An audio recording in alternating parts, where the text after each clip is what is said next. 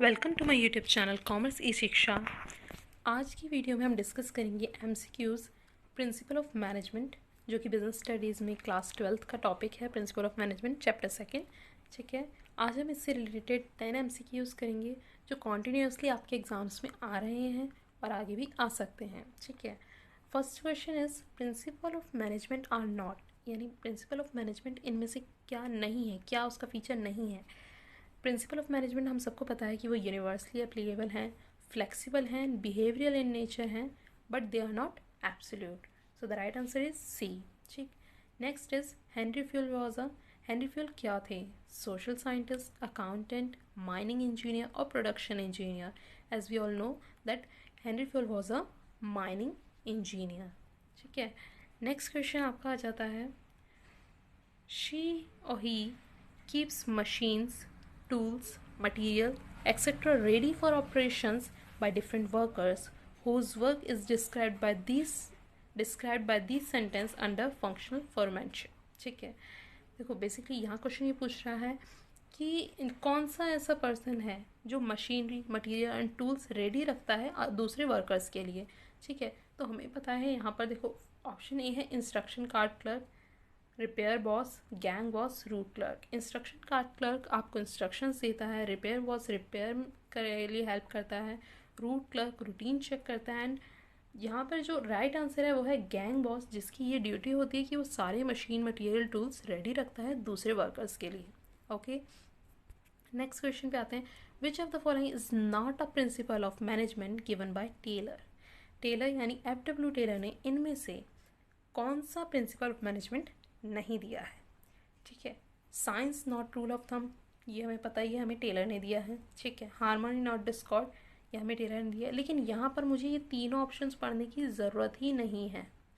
क्यों? क्योंकि मुझे यहाँ दिख रहा है फंक्शनल फॉरमैनशिप, जो कि प्रिंसिपल ऑफ मैनेजमेंट है ही नहीं। ये क्या है? ये टेक्निक्स हैं जो टेलर ने दी थी, राइट। तो मुझे और चीज़ पढ़ने की ज़रूरत नहीं है, functional foremanship is the right answer. Next पे आते हैं, question number 5, management should use one best way to perform which technique of scientific management is defined in this sentence। देखो यहाँ पर जो लाइन है one best way to perform, ये हमने प्रिंसिपल ऑफ मैनेजमेंट में भी पढ़ा था कि one best way to perform किस टेक्निक के लिए हम यूज़ करते हैं, दैट इज़ मेथड स्टडी। ठीक है, क्योंकि उन्होंने कहा था, एफ.डब्ल्यू. टेलर ने कहा था कि there is always a one best way to perform things. ठीक है, तो उन्होंने मेथड स्टडी में यही कहा था, हमेशा हमें एक बेस्ट मेथड चूज़ करना चाहिए अकॉर्डिंग टू सिचुएशन। ठीक है, सो यहाँ मेथड स्टडी आ जाता है। नेक्स्ट है आपका, which of the following is the nature of principal of management. इनमें से कौन सा पॉइंट प्रिंसिपल ऑफ मैनेजमेंट का नेचर है? ठीक है, यूनिवर्सली एप्लीकेबल, यानी वो यूनिवर्सली एप्लीकेबल हैं, फ्लेक्सिबल हैं, जनरल गाइडलाइंस हैं, और ऑल ऑफ द गिवन। तो आपके अकॉर्डिंग क्या होना चाहिए?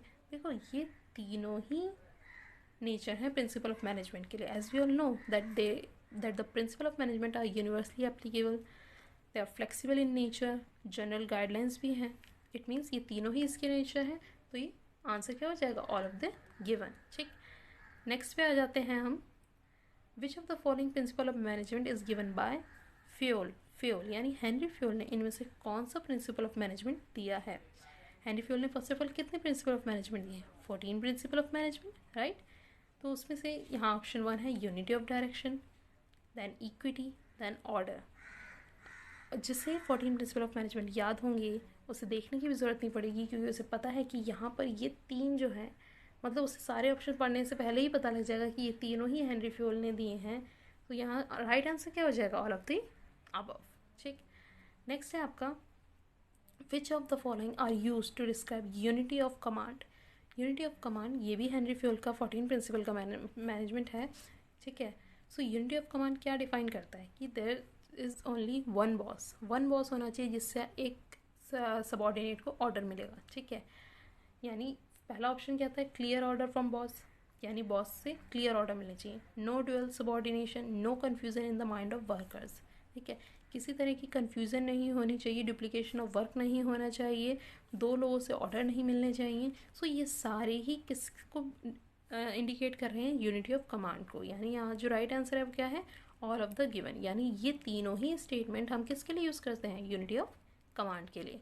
नेक्स्ट आ जाते हैं question number 9, scalar chain refers to. Scalar chain क्या होती है, स्केलर चेन हमने देखी थी, ये किसने दी है, एफ.डब्ल्यू. टेलर की टेक्निक में है ये भी। यहाँ पे A B C D E, ठीक है, और यहाँ बीच में गैंग प्लैंक होता था, राइट, यस, ऐसी ही होती थी, ठीक है। सो स्केलर चेन के बारे में यहाँ लिखा है, ए ऑप्शन है, concentration of decision making power in the hand of one person only, यानी डिसीजन मेकिंग पावर एक ही पर्सन के हाथ में होनी चाहिए। क्या स्केलर चेन ये डिफाइन करती है, नहीं, फर्स्ट ऑप्शन तो बिल्कुल ही गलत है। नेक्स्ट आपका है, refers to the formal lines of authority from highest rank to the lowest rank. C है both A and B, and D है नन ऑफ द अबव, ठीक है। तो यहाँ जो बी ऑप्शन है कि स्केलर चेन रेफर करती है फॉर्मल लाइन्स ऑफ अथॉरिटी, ठीक है, फॉर्मल लाइन्स वो बताती है कि ये अगर बॉस है तो यहाँ से नीचे ऑर्डर पास होंगे, यहाँ से नीचे ऑर्डर पास होंगे, और यहाँ से इसी हायरार्की में काम चलेगा, from highest rank to the lowest rank. तो ये बी ऑप्शन बिल्कुल सही हो जाएगा जो स्केलर चेन को डिफाइन कर रहा है। नेक्स्ट है question number 10 and the last question of the series, which of the following statement is false for standardization. Standardization के लिए इनमें से कौन सी स्टेटमेंट गलत हो जाती है, ठीक है। सबसे पहले हम स्टैंडर्डाइजेशन का मतलब समझते हैं। स्टैंडर्डाइजेशन का मतलब होता है कि आपने फिक्स स्टैंडर्ड कर दिए, कोई भी प्रोडक्ट या किसी भी ऑर्गेनाइजेशन में आप जो वर्क कर रहे हैं, आपने उसके लिए पहले से ही स्टैंडर्ड तय कर दिए कि भाई इस क्वालिटी, मतलब इस क्वालिटी या इस साइज़ या इसी स्टैंडर्ड के अकॉर्डिंग हमें जो आने वाली परफॉर्मेंस है इसी स्टैंडर्ड के अकॉर्डिंग चाहिए, ठीक है। यानी आप सपोज़ आपको मैंने एक सैम्पल दे दिया एक प्रोडक्ट का कि हाँ ये एक सैम्पल है, इसी को देखकर इसी के जैसा बिल्कुल सेम एज इट इज़ आपको प्रोडक्ट बनाना है, ठीक है। तो यानी मैंने आपके सामने एक स्टैंडर्ड रख दिया कि मुझे सेम क्वालिटी चाहिए, सेम कलर चाहिए, सेम रॉ मटेरियल यूज़ होना चाहिए, राइट। सो अब इसके बारे में कौन सी स्टेटमेंट फॉल्स है, first one is to reduce a given line of product to fix type, size and characteristics, ठीक है। नेक्स्ट है to establish standard of excellence and quality material, and the D option is to establish standard of labor and machine, ठीक है। सो यहाँ पर C जो option है, यहाँ C देखेंगे, eliminate unwanted and unnecessary variety, size, product and type. देखो A, B और C तीनों में ही स्टैंडर्ड सेट किए गए हैं, क्वालिटी से रिलेटेड, एक्सीलेंस से रिलेटेड, टाइप, साइज से रिलेटेड, ठीक है। बट जो सी ऑप्शन है इसमें हमने कोई स्टैंडर्ड सेट नहीं किया, इसमें हमने क्या किया, एलिमिनेट किया है अनवांटेड एंड अननेसेसरी वैरायटीज़, ठीक है। ये हम करते हैं सिंप्लीफिकेशन में, स्टैंडर्डाइजेशन में नहीं करते, ठीक है। सो राइट आंसर क्या होगा, सी, यानी ये स्टेटमेंट फॉल्स स्टेटमेंट है, ठीक है।